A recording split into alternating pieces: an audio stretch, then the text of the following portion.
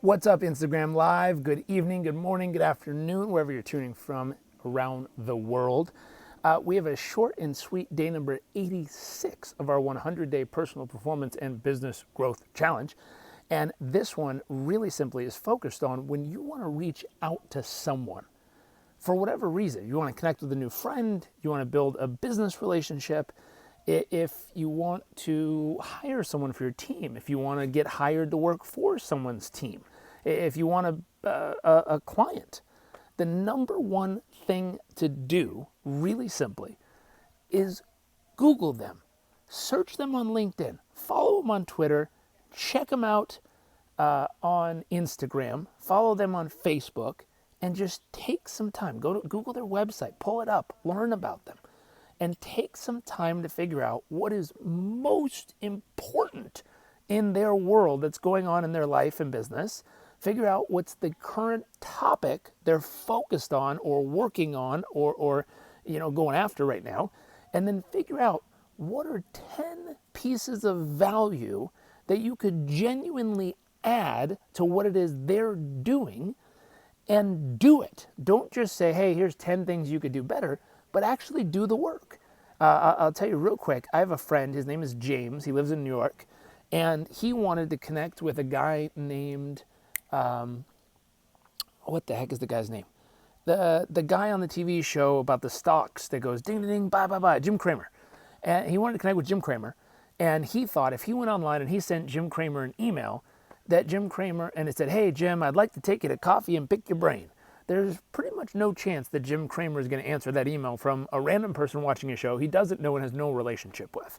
So instead, what my friend James did is he sat down, and every single day he wrote down what's 10 things I wish the Jim Cramer show or blog would blog about. What's 10 topics I wish they would cover? And every day he wrote down 10 more topics, which means he went to the blog, he looked at every topic they wrote, he read a bunch of their blogs, and he said, here's 10 things I wish they would blog about.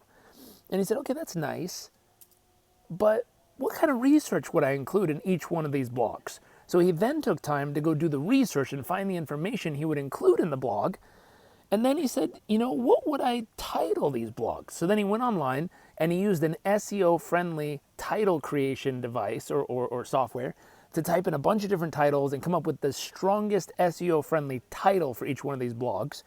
And then, after 30 days of doing this, he took the top 10 blogs with the content, with the SEO-friendly titles, and he packaged it into one email. I said, hey, James, or hey, Jim, this is James. I'm a huge fan of your work.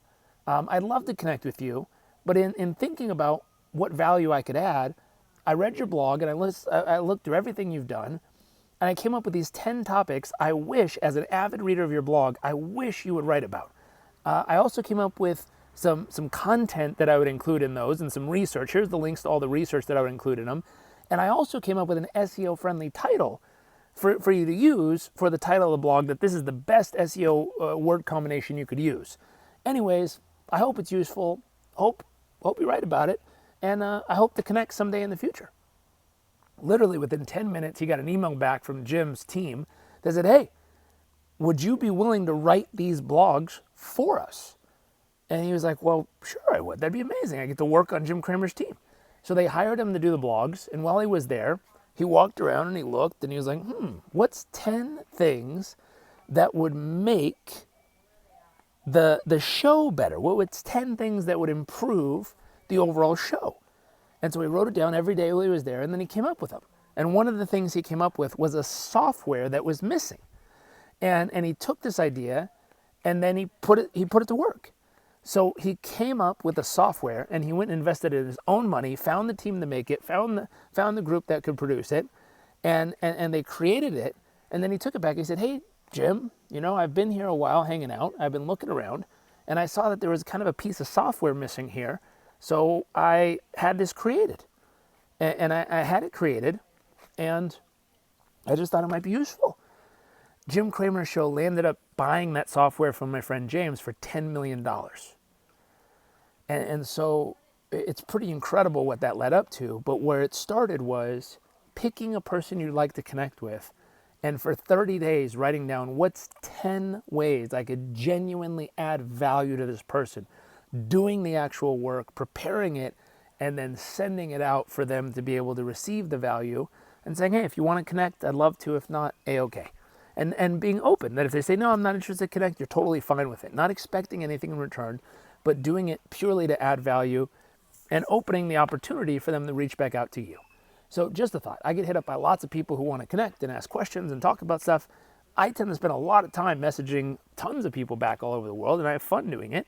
But just a little tip here. Use this strategy and see what doors it'll open for you and what relationships it'll help you build and what clients it'll help you get.